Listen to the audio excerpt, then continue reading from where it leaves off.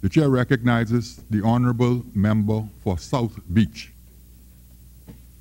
Mr. Speaker, it is with great honor and privilege and respect to the magnificent I am consciousness and presence that I give rise this morning to address this honorable House and the Bahamian people.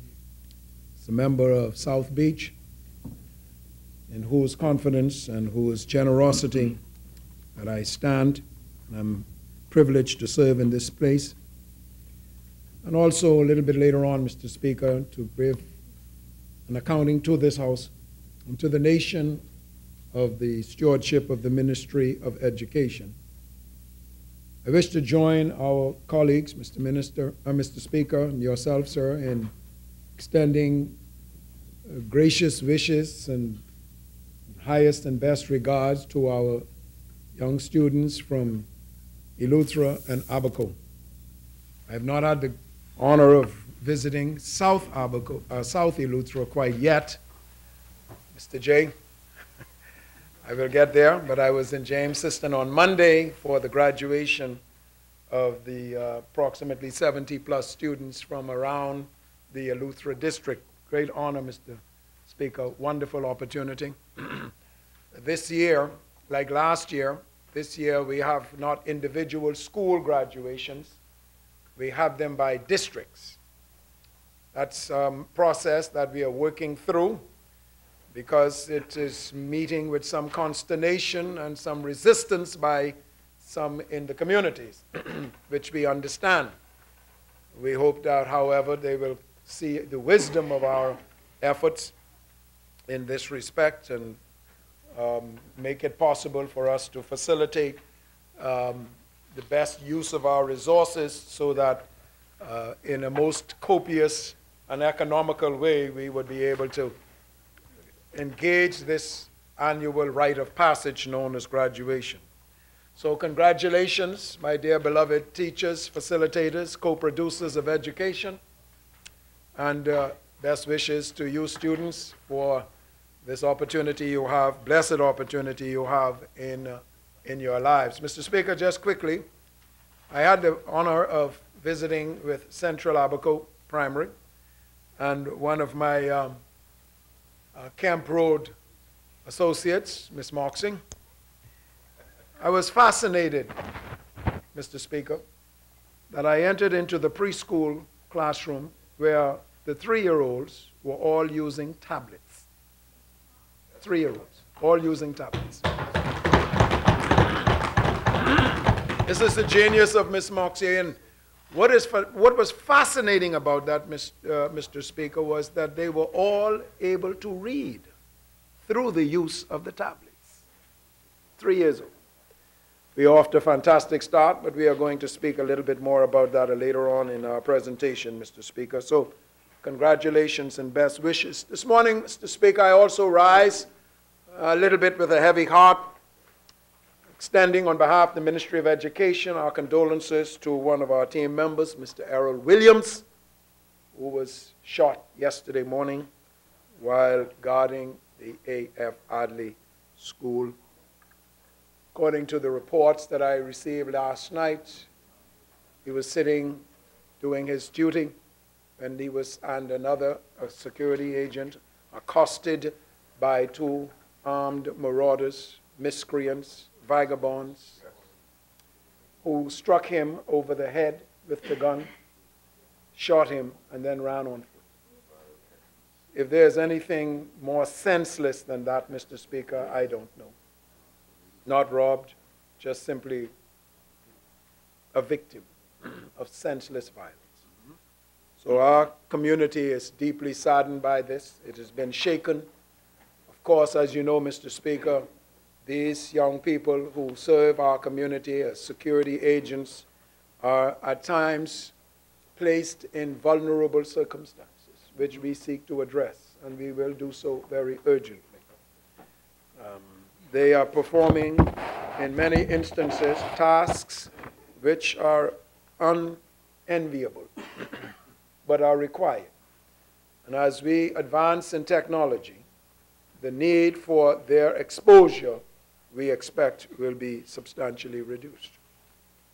I wish also, before I forget, Mr. Speaker, to extend to all fathers in the Commonwealth of the Bahamas, especially those in this honorable chamber, a happy Father's Day this coming Sunday. It is no accident that I see that there is a plethora of crab spaces that are now exposed across our islands. I don't particularly like crabs, but if that is the feature of our society, then so be it. They don't treat mothers that way, but God be praised. We are grateful nevertheless. I think that there is a shifting in the cultural expressions of the honoring of fathers now, that they will do something a little bit more than just a basket of. Let me continue on. Mr. Speaker, South Beach has been a privilege of mine to serve this past year. It is a place where the community has taken to me as I to it, and I wish to give it my highest and best honor and regard. We are serious about our representation. We are serious about the mandate by our leader, the honorable member for Kalani, in that we have and have had our quarterly town meetings, bringing to fore and giving opportunity for discussion and ventilation the issues which confront their lives. Every Thursday, for as long as is necessary, if I'm in town, I am in that constituency, in my office, assisting with those who wish to meet with their representative. Every month, Mr. Speaker, the last Tuesday of the month, as it will be next week Tuesday, we have a constituency meeting where, again, an overflow crowd comes to hear what's going on in their constituency. I'm very proud of the members of our team, grateful for their work, grateful that we have today now an after-school program focused on literacy, reading, potential, capability. We have had our massive cleanup in the community, which we will continue. We are going to put speed bumps. We have had our street signage exercise in the community. Moving out derelict vehicles is a process underway, and which we have had, sir. And of course, the engagement overall of our community. So I'm grateful, Mr. Speaker, for them, and I am proud of their work so far in our community. As I said, sir, I give thanks to Almighty for this inaugural year of transformation in the Ministry of Education and for the accomplishments that we have made and the foundation which we are laying for the benefit of the Bahamian people, sir. Last year, I had the privilege of meeting with a young, dynamic Bahamian entertainer, and I threw out a challenge to him during that encounter to conceive for me and the ministry a song that would inspire every adult and every child in our community to do the best job that they can. Those 75,000 students in the public and private sector who sit under the remit for which I am responsible, sir. This young man created a sound, Mr. Speaker, a song called I Believe in You. Some of you may have heard it. And it aims to tell our children, and it's to say to you, my dear beloved young people, that we, the adults of our community, have faith in your ability. And we want you to have faith in that ability as well. Because too often, if you are certainly like me at your age, growing up in Camp Road here in New Providence, you would have heard too often, too many times, repeated negative messages about what you cannot do and why you cannot do it because of who you are and where you are. I didn't want the honorable member for North Abaco to stop. He was on his wicket and he was doing well. But if I may just add a little to that sermon he gave this morning, I share this with you, my dear young people, and as I have shared with all of our young people, it's not where you come from. It's what you come to. That is important. I thought, Mr. Speaker, that because one of the thrusts of our ministry is the issue of technology, that I would share with this honorable House the feature, a signature element of that technological thrust here today. Eventually, Mr. Speaker, each member of this House and members of the press are going to receive this book. This book. It's the book, Staking, I Believe. It's quite unique, quite innovative, because, Mr. Speaker, when you open the book, it just begins.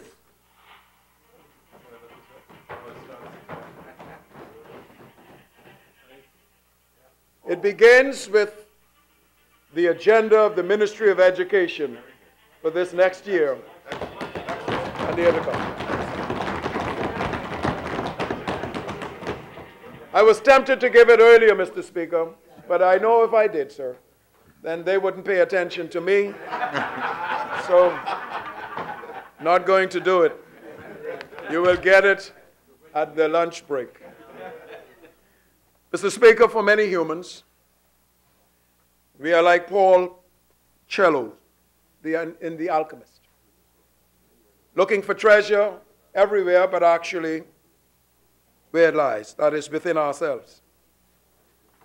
The alchemist found that the treasure that he went to ends of search was right where we started, in his dreams, in his aspirations, and ultimately in his belief that he could do whatever he set out to do. The honorable member for North Abaco just said a moment ago. To apply this concept to our reality, Mr. Speaker, we must begin to seek in earnest the treasure that resides, the genius that resides within our young people. We are called by our vocation to cultivate their talents, abilities, and their gifts, to enable them to develop a stronger and progressive nation. And that is why when we send them away to school, we seek to assure them a place in our society. Mr. Speaker, my heart was gladdened yesterday when I heard the honorable member for South and Central Andros presciently repeat a wise aphorism: words matter. He had spoken well beyond his understanding. For I recall the remonstrations, Mr. Speaker, of my erstwhile senior, the honorable member for Cat Island, whom I wished was here this morning, in his castigation of the honorable member for Kalani. You would remember this. For his remarks about corruption in the Bahamas during his visit, the member of Kalani's visit this year to the Summit of Americas in Peru. The honorable member for North Abaco, myself, the Attorney General, accompanied the Prime Minister on that visit. The honorable member for Cat Island only knows too well as the South and Central Andros member, who now is a law student, of the Latin maxim, and I quote, qui autumo portet equo et puras vios. Yes. And it says this: he who comes to equity must come with clean hands. If that doesn't ring true enough, Mr. Speaker, may I refer him or them to Jesus' admonition in Matthew 7:3. And it says the following: why do you seek the speck that is in your brother's eye, but do not notice the log that is in your own? End quote. Because it cannot fall from the lips of the side opposite about talking down this country, Mr. Speaker. Oh, no. I have listened to and have been a student of the news and current affairs for 60-plus years in this country. I have listened to nearly every newscast, every national event when I am able.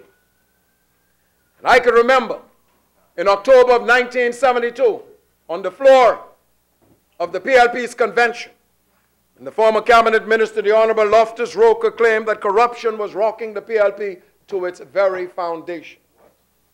It was carried live over 1540 ZNS at the time. Talking more about corruption talking about talking down this country, talking more about corruption. I remember in October of 1984, when the Miami Herald carried an insert entitled "A Nation for Sale." But let's come into the modern era, Mr. Speaker.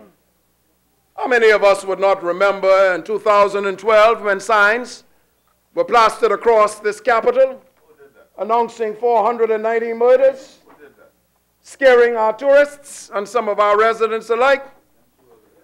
Reporters asked the honorable leader of the opposition if he was not concerned about placing these signs. And he repeated these words: "Are we about suppressing the truth? Are we about hiding the truth?" End quote. Words matter, Mr. Speaker.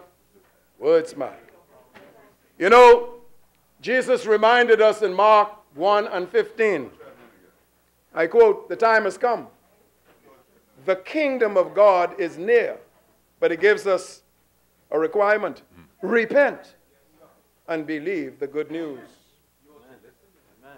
Cannot come looking to the kingdom without first doing your repentance. Amen. This is why, Mr. Speaker, I noted the Guardian's editorial of last week, which read in part, and you know, the Guardian is no friend of this government. You know that.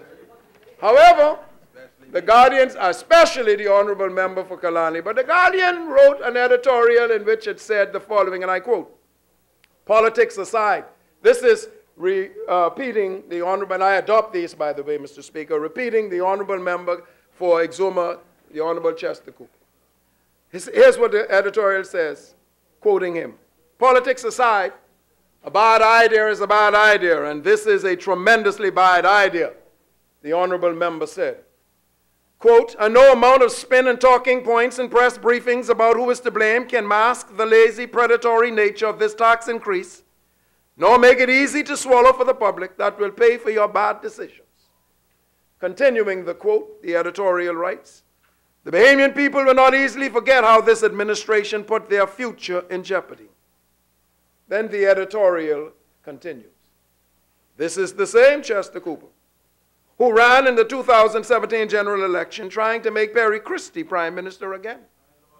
The same Perry Christie who led the Bahamas through 5 years of recession and stagnation. The same Perry Christie who led the borrowing of billions of dollars and had little to show in accomplishments. So Chester Cooper wanted us to vote for 5 more years of Christie, and we are now supposed to stand with him against this government." The editorial continued, "Cooper's solution to the mess last time was more Christie, and now we are supposed to trust his judgment." You see how warped the PLP logic is? The editorial continued, Mr. Speaker. "We say to Bahamians, think carefully as you listen to the PLP. Think carefully as you listen to people who are leading you to the PLP. The PLP was taking us on a path to ruin. You voted them out to save your country. The PLP, listen carefully, has still not given a full-throated apology for all it did last time. It is counting on you forgetting and returning it to carry on." End quote. This is the Guardian, Mr. Speaker, who is no friend of the Free National Movement. Mr. Speaker, let it be unvarnished and unequivocal. I support this budget.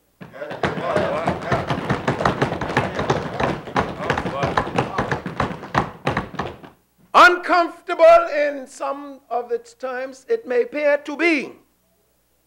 I am happy and proud, distinguishingly so, with the guts shown by this government to confront with conscientious vigor the fiscal and economic travails that beset this land.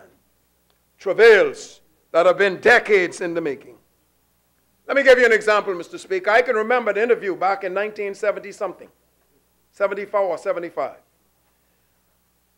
The interview was given by the Honorable Arthur Dion Hanna, father of the Honorable Member for Engliston, who at the time was the Deputy Prime Minister and the Minister of Finance. At that time, Mr. Hanna said that the Bahamas was borrowing to pay salaries. 1975. Wow. And, he continued, and this was on ZNS 1540, that it could not be sustained. Mr. Speaker, 45 or so years later, we are still borrowing to pay salaries. Oh. Yeah, continue that. Yeah. Because we are so vulnerable, so susceptible to external shocks or to a severe global economic downturn, we, sir, cannot continue the reckless way of living that we have had for these past 4.5 decades. I have repeatedly said over the airwaves that at some point, the chickens will come home. We have been warned that we were heading, in fact, on one of my radio shows, a member of the side opposite in the previous administration, on one of my shows, I asked him, do you think the country is heading towards a failed state? This was back in 2006. The gentleman said it's not heading. It is galloping towards a failed state. On my radio show, Mr. Speaker. Take note. We have listened to the responses. We have listened to the commentary.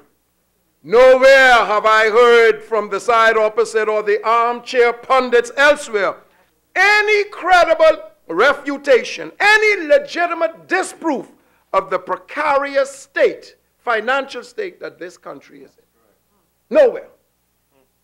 Not one contrary viewpoint about the legacy debts of $360 million. Not a single disputing word about our growing debt to GDP ratio. Not a single contrast to the position taken by this government. I have long, anyone who knows me, long insisted that we as a people must act with discipline and order. That was my upbringing, and I have lived by the aphorism, Mr. Speaker, that you cannot hang your hat any higher than you can reach it.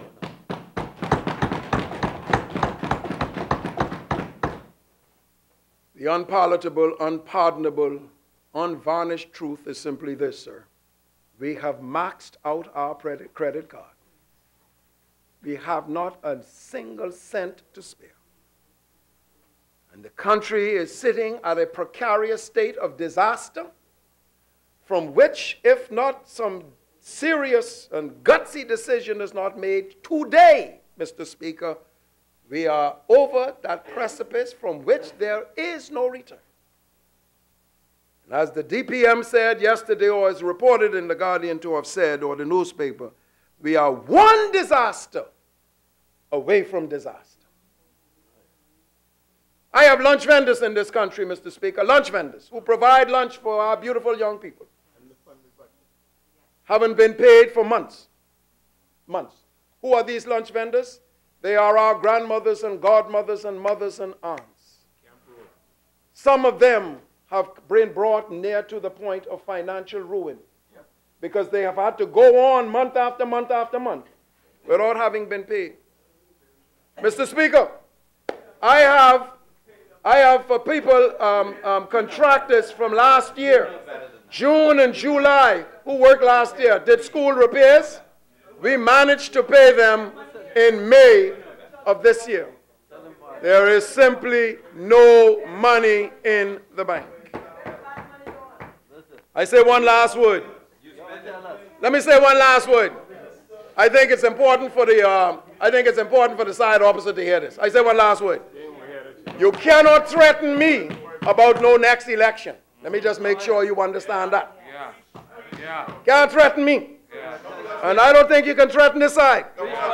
We didn't come here to worry about no election. We came here to rescue the country.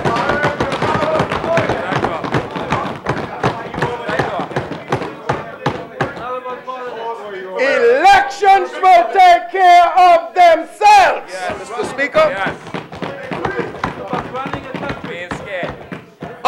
and our children and our grandchildren have to live here. We have nowhere to go. I would rather lose an election any day than to lose my Bahamas and beautiful Bahamas. Jokes! So waste your time, not threaten me about no elections. Right. I am here to rescue the Commonwealth of the Bahamas, as I have been doing all my life.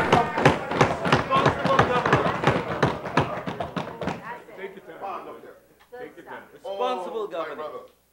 Mr. Speaker, I stand here in my second major presentation to this Honorable House as Minister of Education. We have seen some successes in education. In the 2017-18 school year, particularly where our students are concerned, they heard what I said. All right. You ain't gonna hear nothing more from them for the rest of the 5 years. Before speaking about our plans, Mr. Speaker, for the next budget year and beyond, I would like, see, Mr. Speaker, let's be clear. Let's be clear. Okay? We got this side, we ain't tied to politics. We are servants. We came to serve and to lend for the benefit of our people, our gifts, talents, and abilities. At any time, the sovereign power of this country, which happens to be people, can decide whether they wish that service or not. That is their one indisputable right. And they will exercise it. But one thing they are going to remember about this government, we saved this country.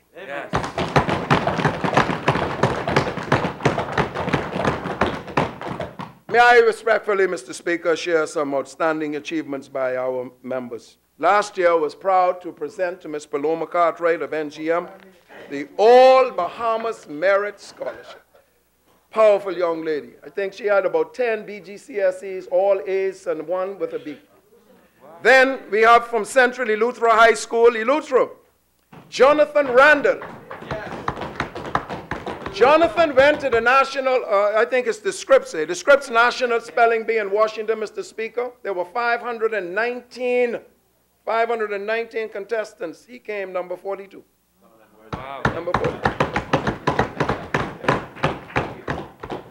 There was a young Remington Minnis of Eva Hilton Primary. For the first time, Eva Hilton had a winner in the Primary Student of the Year contest. Remington Minnis won that. All-female team from Anatole Rogers High School won the 2018 Build a Bridge competition. We're very proud of them. Earlier this year, just recently as a matter of fact, in alignment with the Office of the Prime Minister and the Inter-American Development Bank, there was a collaboration between public and private schools that showcased the best of Bahamian education called the Sustainable Nassau Action Plan Ideathon. Here's what happened, Mr. Speaker. 41 students from 10 to 12 grades, 10 high schools, and the University of the Bahamas worked in mixed groups to brainstorm topics related to sustainability of the city of Nassau. Each working group was assigned one of the following topics: smart city, or human mobility, or water conservation, or renewable energy, and better use of the marine ecosystem. The winning group, Mr. Speaker, comprised of Angela Roll of C.I. Gibson, Shara Jervis of C.C. Sweeting, and Lyric Libran of C.V. Bethel, the winning group. Second place comprised of Luke Browning of St. Andrews, Kiran Halkidas of St. Augustine's, and Talia Swain of C.I. Gibson. That's the second group. And then the third group was Gabriel Moultrie of St. Andrews, yes. Jada Ritchie of Queen's College, and Sarah Albury of Windsor Preparatory, and Chris Mortimer. Here's the benefit, Mr. Speaker. The IDB is going to pay for all of them to go to the MIT labs in Cambridge. All of them. What is even better, Mr. Speaker? They will present their ideas to the MIT researchers, and they are going to assist them in developing those ideas into applications for the island of New Providence and the city of Nassau. Wow. Isn't that powerful? Yes. One more thing, Mr. Speaker. The first time ever from the Caribbean region, the first time, our students will be representing the Bahamas. Yes. As you know, Mr. Speaker, education is a fundamental vehicle for the transformation of our Bahamian society. This past December, looking for the right word, we brought into being a new executive team at the Ministry of Education. Brought into being.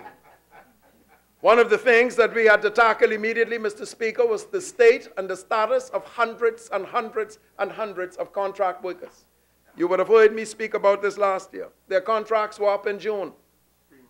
I got whipping for this, but I will not deter from this. I believe this with all my heart, soul, and mind. At the end of June, hundreds would have been sent home. But the member for South and Central Andrew says, have a heart, Deacon Lloyd, have a heart. Okay, no problem. We invited all of the hundreds, Mr. Speaker, to come to a training so that we could determine how best they may fit themselves into the Ministry of Education. We conducted a training for them, Mr. Speaker.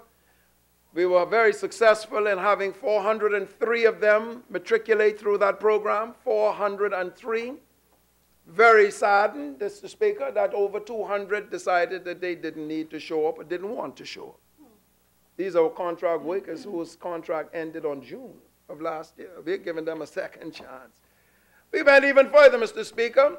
A third chance. We called them in and says, why haven't you shown up? They gave us all kinds of flimsy excuses if they even came to the appointment. I said in the media that, listen, you have a job, come and do it. I think that's elementary, that's basic, that's foundational. Come and do your job. If not, you won't have a job. I mean, that's very... I was called every name in the book. How could he, a deacon, be so heartless? Let me tell you something. Jesus took a cord of whip into the temple. Listen, I grew up in Camp Road. I grew up in Camp... Yes, what the maxim is. Huh? You can't hear? Let's move on. I also wish to advise, Mr. Speaker, that over 430 files have been forwarded to the public service for reassessment, salary arrears, and promotions, going back in some instances decades.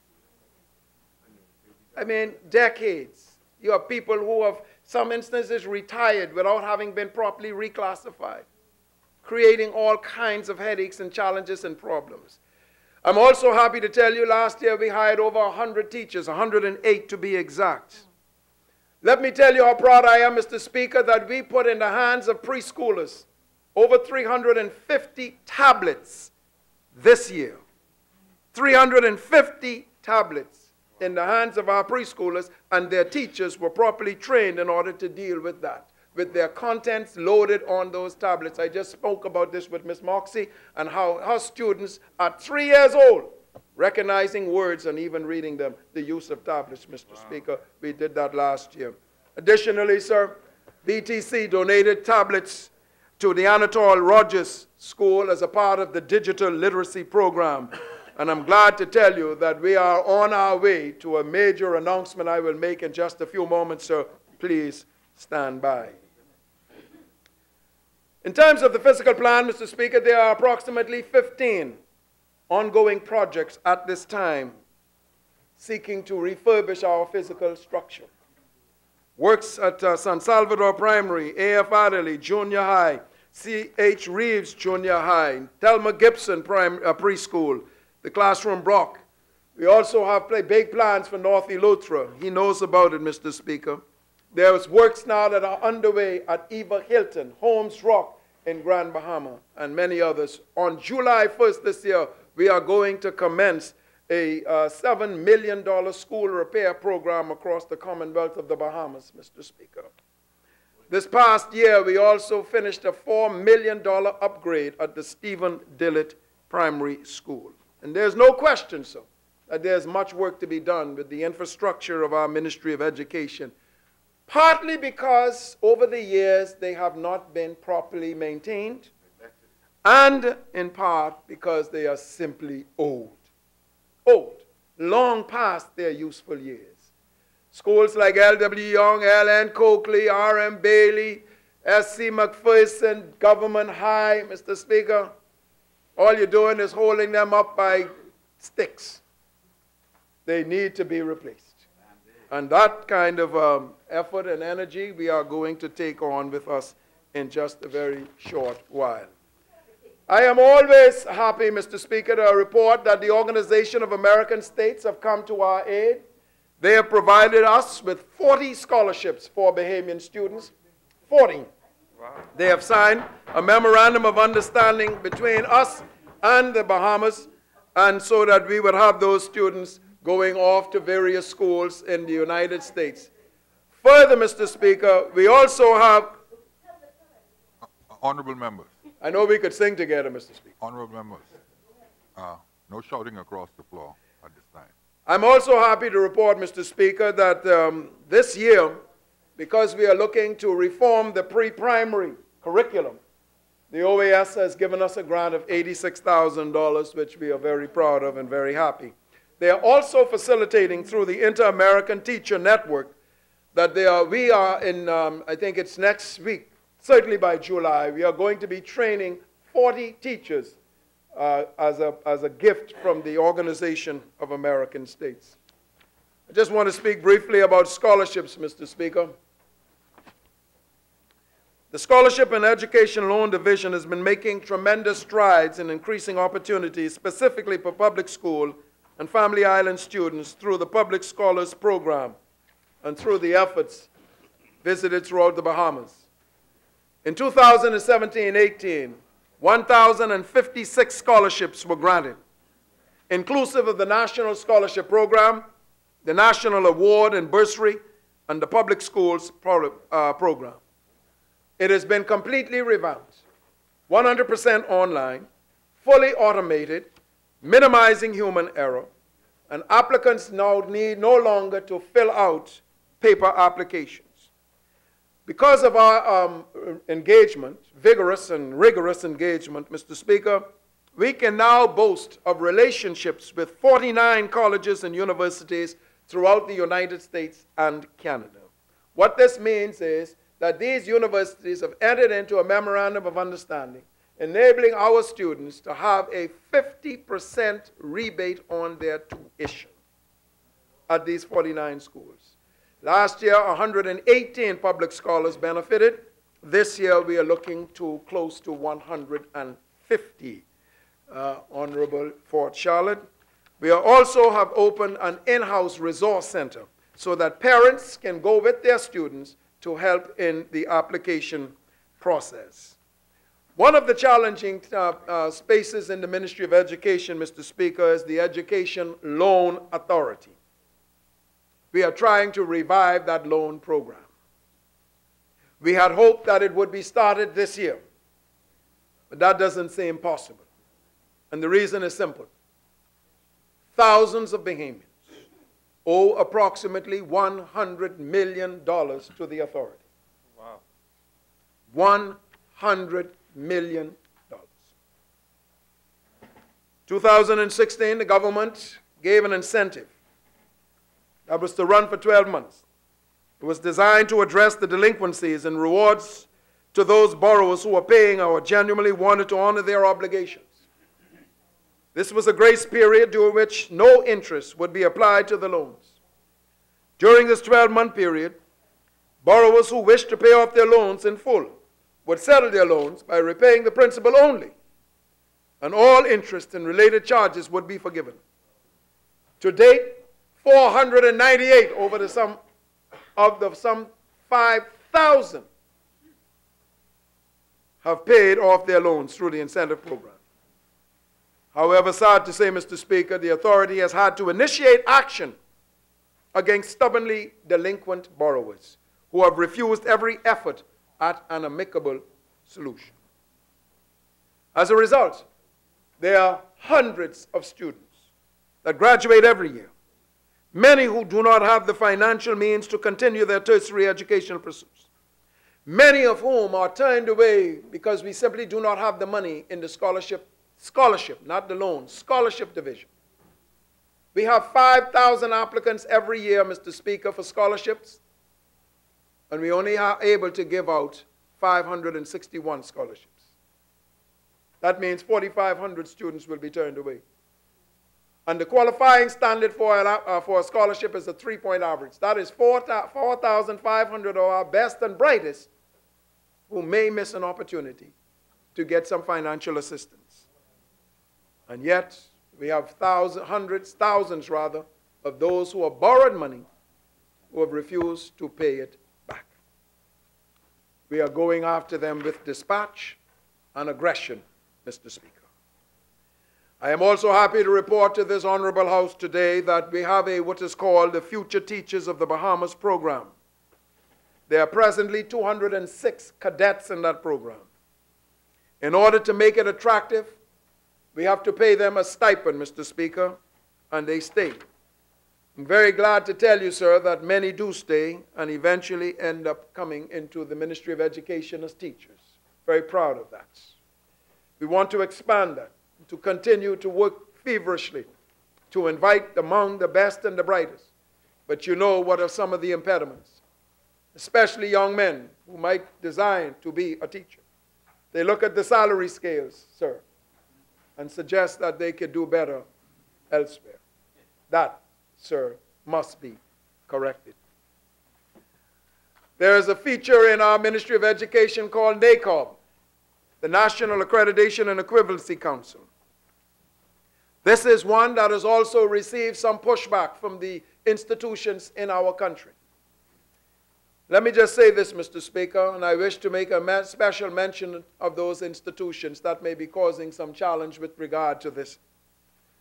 I refer you to the Education Act, and it says the following: no independent school, other than an exempt school, which is not in existence at the date of this act, shall be opened, maintained, or conducted unless and until it is registered under the provisions of this act and pending compliance with the provisions of subsection 3 of this section. The minister may grant provisional registration for such periods as he may think fit of any school. Most, of course, institutions do not know this, and they therefore resist this registration process. And all I am saying, Mr. Speaker, is registration, not accreditation. We haven't gotten to that stage. Just registration. And they have resisted. So we have had to get tough.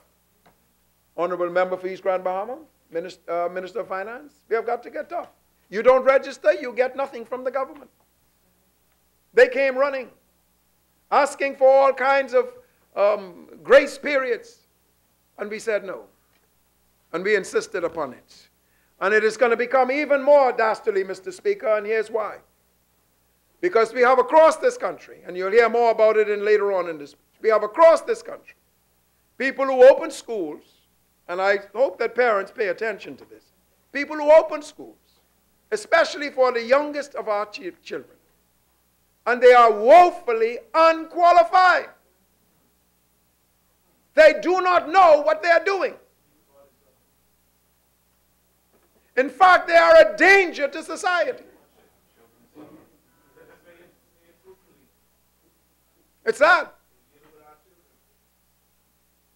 They have so much baggage themselves in their personal lives. And in their anger or spite or jealousy or whatever you want to call it, the children are the victims of it. And we have visited some of these places, Mr. Speaker, and there is unspeakable disgrace, nastiness. As a matter of fact, I cannot see how a well-intentioned, thinking mother could dare, well, I shouldn't say that, because in certain desperate circumstances, you need the help, you need the help. But my God, and it is our responsibility to see that there is something done about that. All right, sir. Listen, we are more than happy to assist them in becoming qualified. If you are interested in working with little children, we are happy to assist you in becoming qualified. But when we assist you or attempt to resist you, don't resist us. Because our obligation is not to you and the monies that you are trying to make, but rather to our babies. And the Ministry of Education is committed to ensuring that educational institutions operating in the Bahamas are fully registered and in time accredited. And we want to do this and need to do this, sir, so that they can maintain the necessary benchmarks that are comparable to international standards. Another warning I wish to issue to our Bahamian people. As of late, there has been a growth of higher education institutions throughout our country. While many have received recognition or accreditation and are operating in accordance with the industry standards, please be aware that some are not. I want to encourage Bahamians who are considering registering in various colleges and universities to utilize the services of NACOB before you enroll, to ensure that the institution is offering a program that is relevant, that is credible, and that is recognized, Mr. Speaker.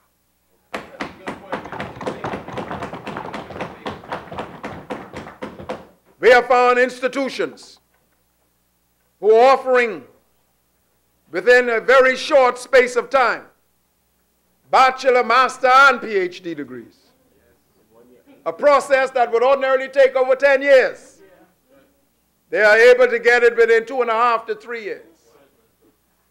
Not a chance. In fact, Mr. Speaker, I saw one of the dissertations for the PhD program. Now, Mr. Speaker, for those of us who know about university, as the honorable member for Kalani, who had to write a book before he got out of medical school, that was the dissertation, some 300-400 pages. I saw one dissertation, sir, that was 9.5 pages. What? Doctoral dissertation, 9.5 pages. That was the dissertation.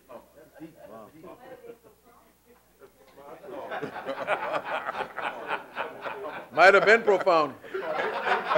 Profoundly stupid.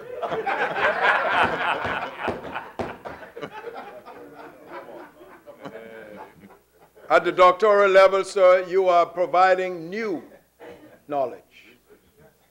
That's why it's called a doctoral. It's the doctor of philosophy. In other words, you come out with a new Bahamas Technical Vocational Institution. It is the intention of this government that BTVI becomes and remains a major player in the development of our country. To this end, Mr. Speaker, I'm happy to announce to this honorable House and to the Bahamian people, only to repeat what has been said by the honorable member for East Grand Bahama, the Minister of Finance. This year, beginning in 2018 September, every qualified full-time student enrolled in BTVI will do so free of charge.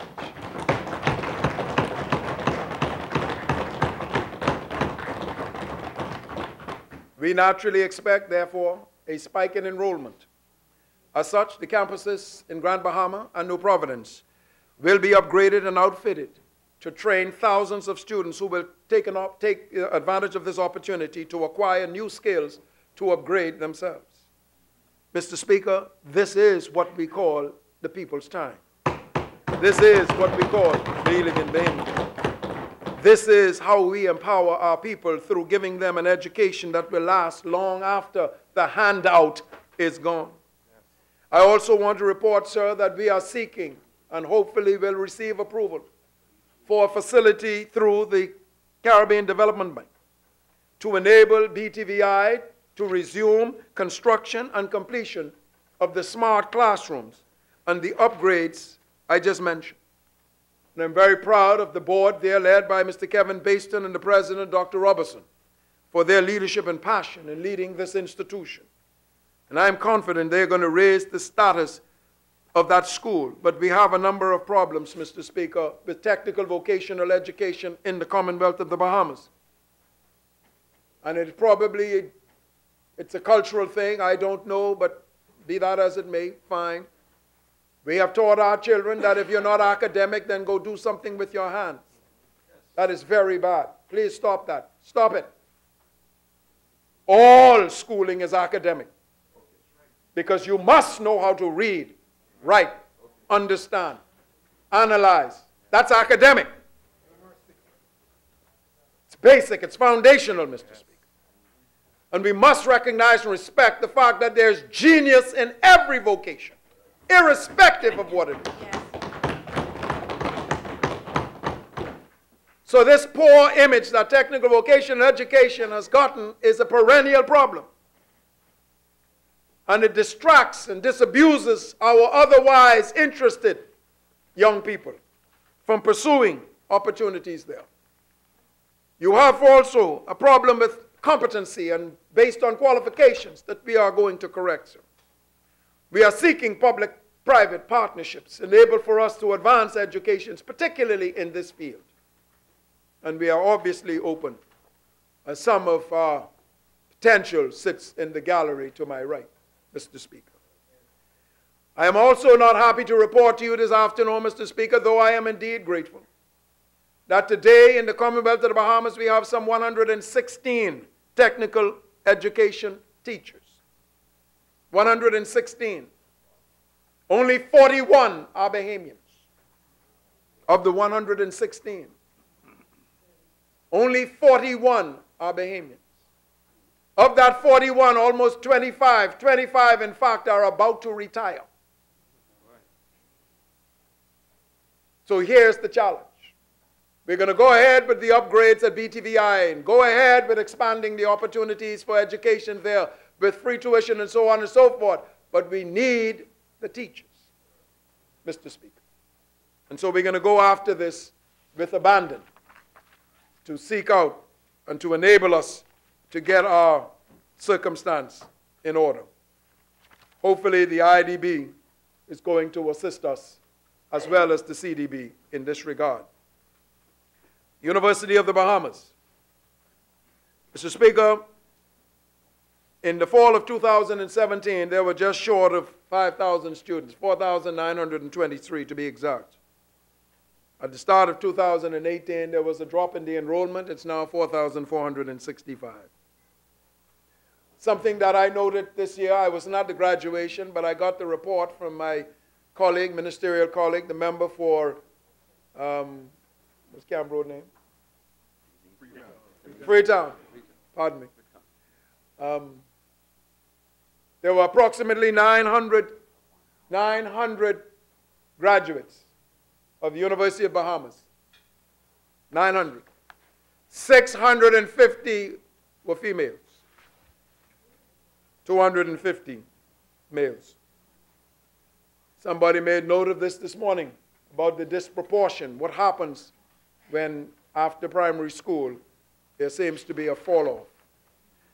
That challenge, Mr. Speaker, we are seeking to arrest by the provisions.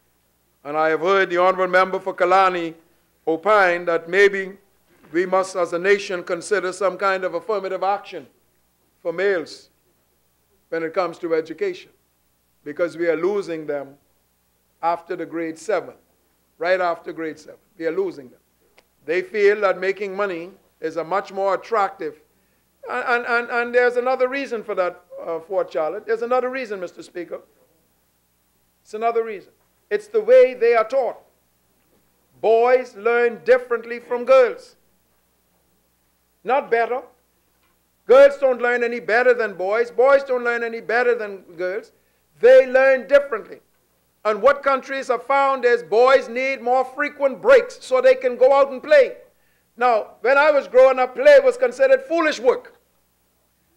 But according to the Inter-American Development Bank and the new science, play is a fundamental right of children. Fundamental right, Mr. Speaker. I go around to the primary schools and the preschools, and I ask the teachers, how often do the children go out to play?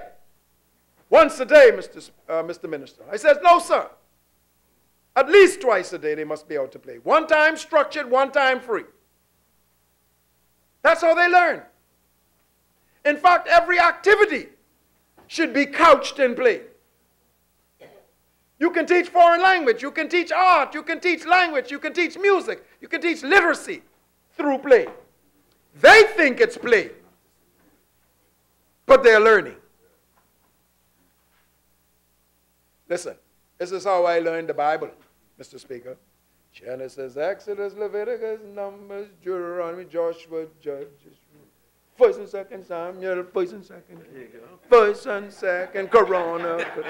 That's how I learned the Bible. Mind you, I think I'm singing.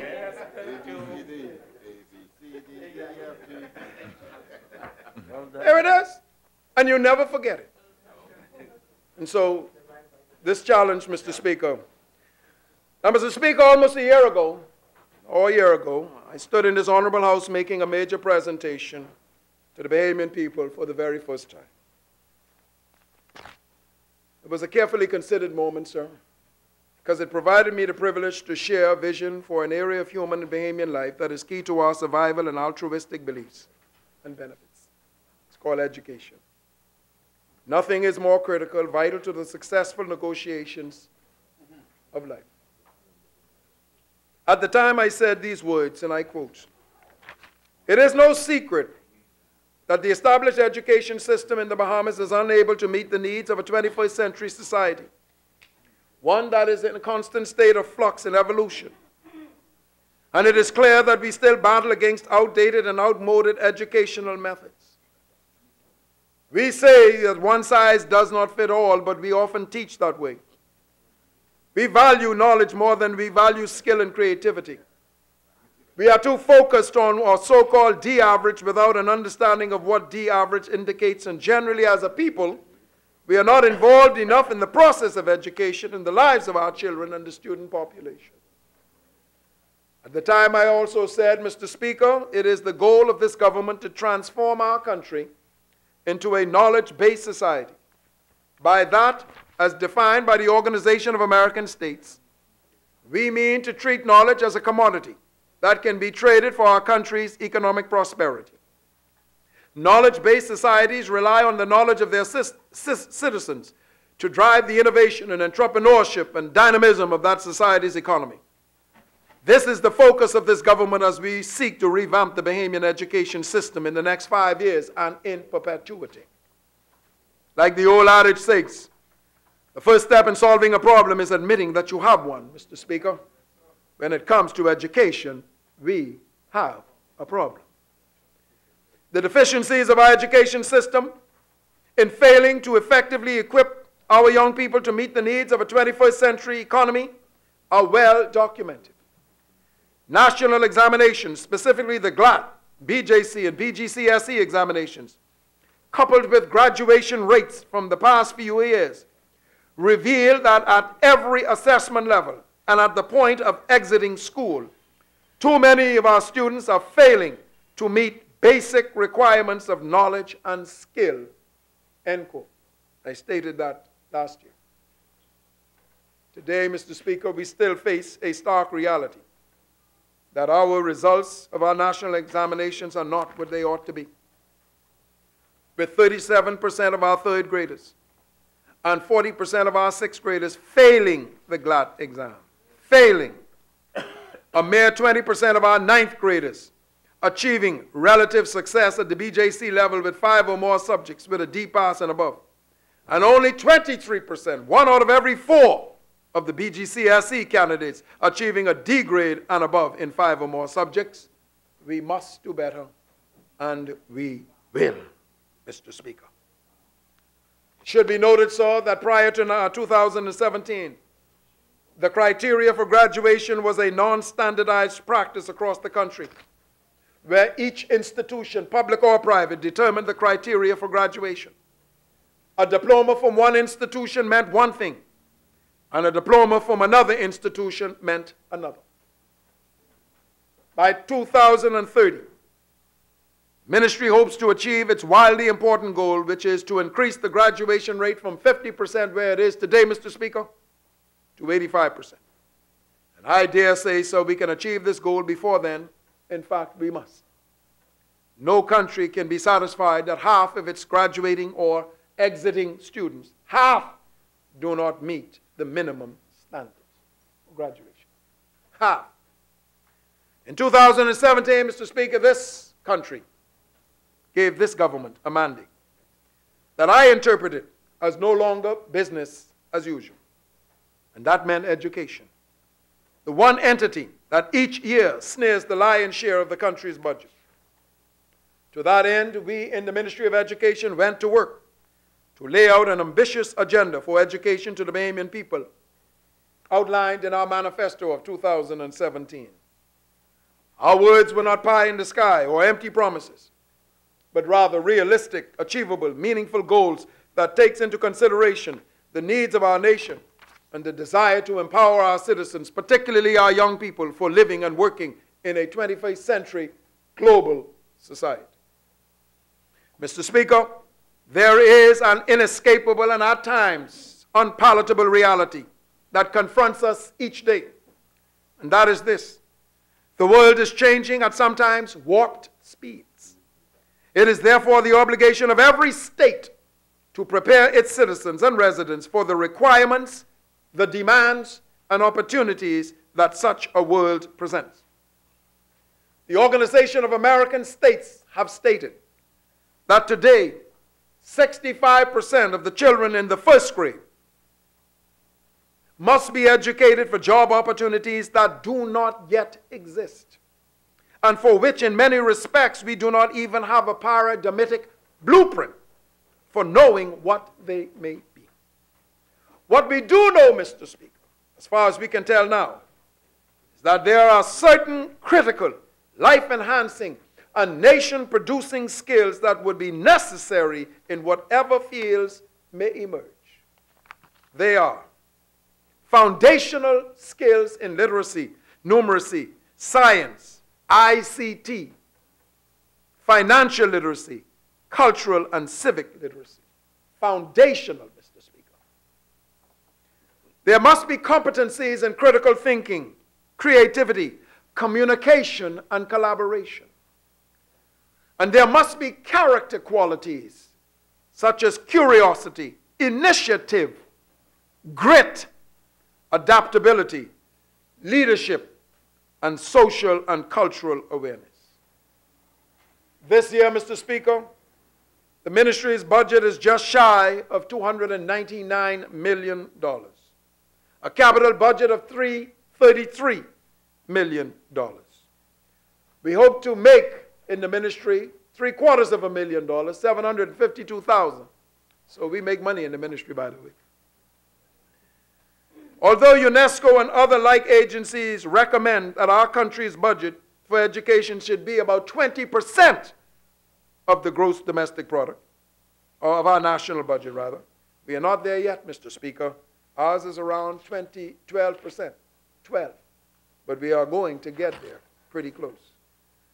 And so I express my gratitude to this government for considering and seeing the vital necessity, the value, the prudence of investing in education. As far back as November 1994, the world-famous Atlantic magazine published an article that was prescient beyond its years. It stated, and I quote, "Knowledge has become the key resource for a nation's economic strength. And this knowledge can be acquired only through schooling. And it is not tied to any country. It is portable. It can be created everywhere, fast and cheaply. Knowledge as the key resource is fundamentally different from the traditional key resources of the economist, land, labor, and even capital.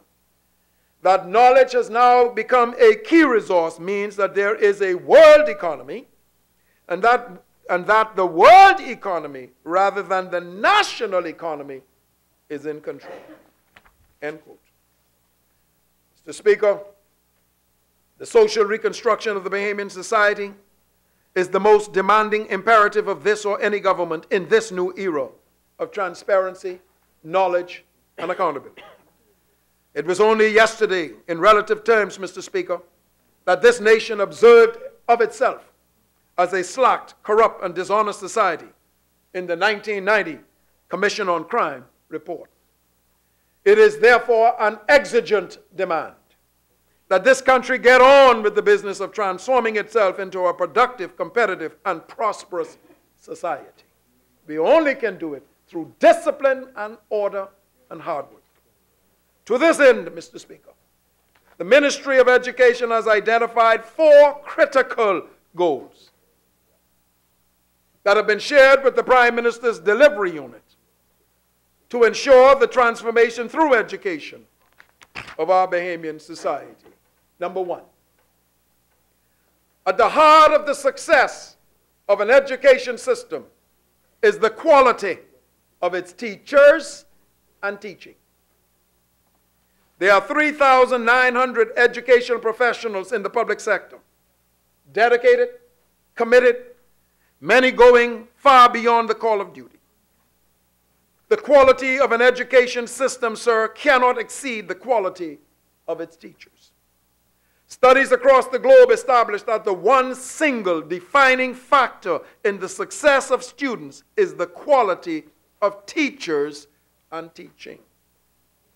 The current science supports that teachers are the main driver of in-school effects on student attainment. It provides evidence that a good and effective teacher counteracts all other negative effects, such as a disadvantaged background. Teachers, therefore, sir, are the essential link in the learning process. The essential link. Therefore, the Ministry of Education will embark upon an aggressive teacher retraining program through its Mabel Walker Professional Development Institute. I am proud to say. With our stakeholders and our counterparts and partners, the unions, Mrs. Wilson and the Bahamas Union of Teachers, the Bahamas Managerial Union with Mr. Woodside, and the Public Services Union, particularly, we are going to craft a requirement of teachers to be re-engaged in the training and learning process every so often, Mr. Speaker. It is critical that we, in that professional institute, find ways to enable our teachers to get the upgrade in their skills and new teaching pedagogies that are so urgently required in this 21st century. Therefore, I am proud of this government for making available to the Ministry of Education some $4 million so that we can begin right now with the upgrade and refurbishment of the Mabel Walker Professional Development Institute, which will commence immediately, Mr. Speaker. That institute will be the center of professional development and ongoing capacity building for education system. Mr. Speaker, number 2, teachers must have something to teach. That is why we are also embarking upon a foundational curriculum reform. That reform, sir, in the education system of the Bahamas is 30 years overdue. Wow. The curriculum today underserves our students, our society, and the job market. We must aim to develop a curricula which are rigorous, relevant, and which prepare students adequately for life and work in the 21st century. We are well aware, Mr. Speaker, that preparing students for careers which do not exist as our overarching goal is to produce a 21st century graduate who is a critical thinker, a problem solver, a team player, a decision maker, who is ethical and productive and who is loyal to self, to community, and to country. Oliver Holmes once stated that a man's mind stretched by new ideas will never return to its original dimensions. Therefore, we have now developed a 5-year curriculum development cycle mandated as policy, which will require, by way of data and evidence, a review every 5 years of our curriculum, a wholesale review. The curriculum is continuously undergoing review, Mr. Speaker, but I'm talking about a wholesale, system-wide review of the curriculum. Therefore, over the next 5 years, curriculum officers will undergo intense, ongoing training so that they are able to perform adequately at each phase of the cycle, which includes the collection of data or evidence, the critical assessment of the data collected, design of the curriculum, the training of teachers and administrators so that they can implement the new curriculum. What it means, Mr. Speaker, is this. We must reorganize the curriculum so it has a scaffolding effect. From preschool, primary school builds on preschool, junior high builds on primary school, senior high builds on junior school, and so on. And not this scattered, haphazard approach to learning that we now sometimes have in our system, Mr. Speaker. Further, sir, we have got to audit the time that it takes to teach the curriculum. And this is going to have some effect on our school day and our school year. And what happens between the hours of 9 a.m. in the morning and 3 o'clock in the afternoon. What is the contact hour requirement in order to get through the syllabus for English in 8th grade? What is the contact? And are we meeting that? Is very important.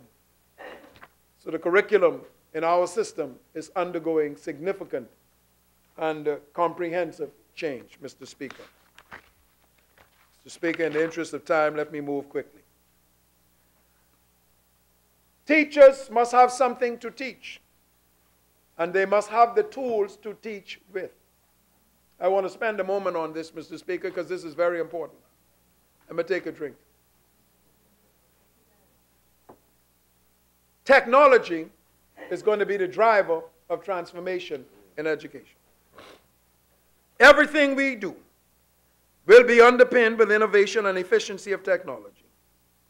Today's educators face unique expectations compared to educators of the past, in that schools must educate students in a system where learning is accelerated by technology and its many derivatives.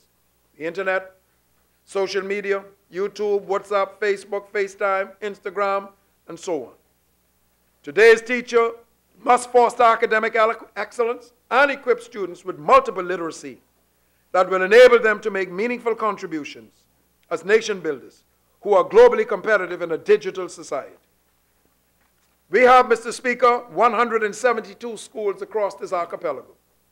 There are 60 satellite offices, 50+ thousand students, and 3,900 educational professionals. It is the intention, Mr. Speaker, that by the opening of school in 2019, the educational system of the Commonwealth of the Bahamas will be 100% digitized. 100%. This means that every school and educational building will be a smart school and a smart building. Fully computerized, fully integrated, and utilizing the latest technology in all schools throughout the country to facilitate, listen to this, distance, personalized, and individual learning. This technology will also help to develop and empower the professionals and administrators to efficiently manage their environments and communicate proactively and effectively with all stakeholders, including parents, sponsors, patrons, and the wider community. Mr. Speaker, the future is now. The old paradigm of teachers standing in the front of the classroom is no more. Today, the teacher is a facilitator, a co-producer of information and knowledge. That is why I'm grateful to our government that we are embarking on a $17 million 3-year technology upgrade of education, $5 million of which is earmarked for this budget, and on July 1st, we will spend the first dollar, Mr. Minister of Finance. Mr. Speaker, the government of the Bahamas has a clear expectation that the education system will meet the full needs of all our students. Here's what's going to happen. In the first phase, Mr. Speaker, all of the buildings, all the schools will have fiber optics. That's the first phase. All of the schools. BTC and Cable Bahamas, all of them are going to. All the schools are going to have fiber optics. 100%. After that, we are going to put what is called an education management information system on top of that system. It's called EMIS on top of it. And that's going to enable the school to manage itself and the system to manage itself. We're going to be able to put in all your information, all of your personnel information, all of your grades, all of the curriculum, all of the activities, which means that parents will be able to see exactly what's going on with their child and communicate with their children's teachers. I can, with the flip of a switch on my iPhone, go into my app, pull up any school and see what's going on. Which teacher is in, which teacher is out. What is now being learned and not being learned. What is the curriculum and not so on. Right here. That's the second phase. The third phase, Mr. Speaker, by the way, let me not jump ahead of myself. A part of the second phase, Mr. Speaker, is that this year we are going to put an additional 2,500 tablets in the hands of our preschoolers and primary schools. 2,500. Which means that every preschool and preschooler will have a tablet in the Commonwealth of the Bahamas. Every single one. This year. 2008. Every year. Moving quickly, sir. Now, Mr. Speaker, teachers have to have somebody to teach. So first of all, they have to have something to teach. They must have tools to teach with. Now they must have someone to teach. That's goal number 4. So here's what, Mr. Speaker. We have decided that we are going to go youngest. We are aiming toward universal preschool in the Commonwealth of the Bahamas. Universal. According to the Department of Statistics, there are approximately 12,000 3- to 4-year-olds in the Commonwealth of the Bahamas. 12,000. As a result of this, Mr. Speaker, we did our own investigations. And here's what we found. In the Ministry of Education, in the public sector, we are only able to reach now 1,720. In the private sector, they are only able to reach between 3,000 and 4,000 preschoolers. That means, Mr. Speaker, there are approximately 7,000 3-year-olds today that do not yet have a formalized education opportunity. Over 7,000. What does that mean when they get to grade 1? They are not ready. If they are not ready at grade 1, they are not going to be ready at grade 2 and beyond. What we have found, Mr. Speaker, even today, over almost 30% of our students coming to grade 1 are not ready. And they're going to be falling behind.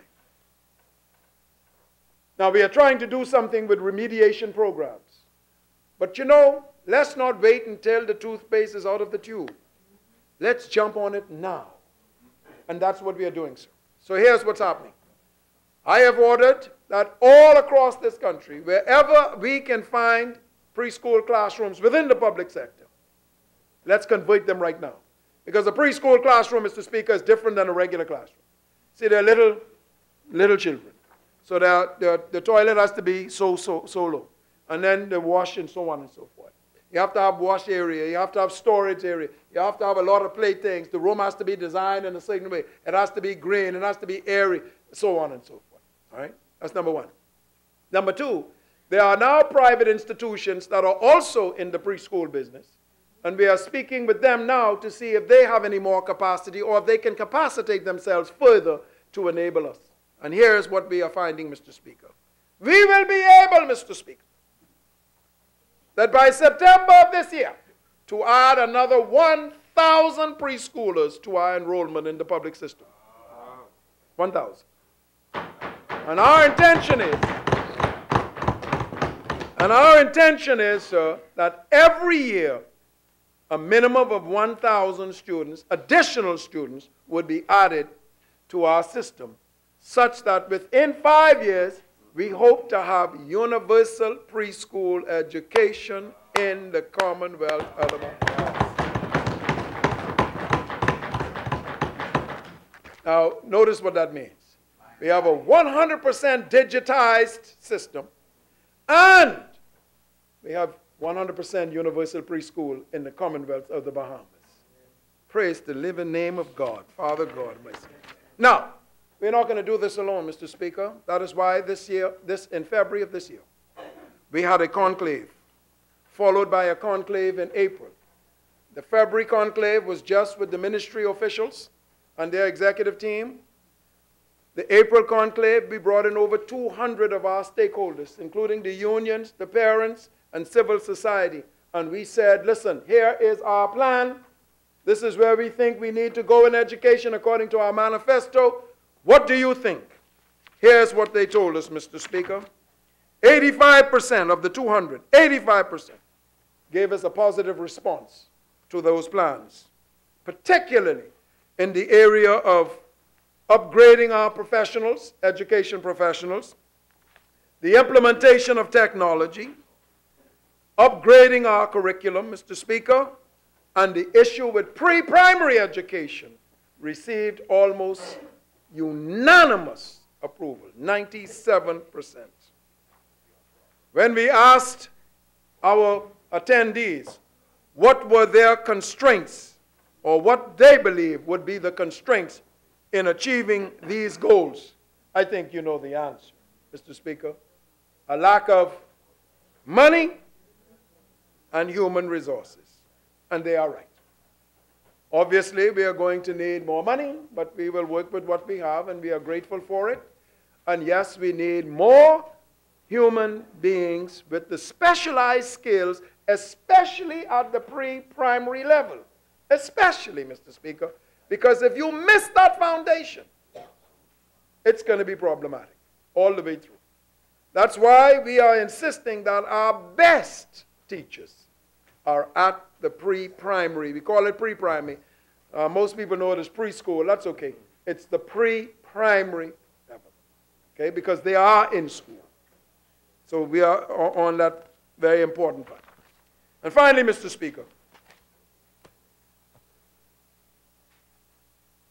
I went to the government of the Bahamas and said that the Education Act does no longer serve the legislative ambitions of this country.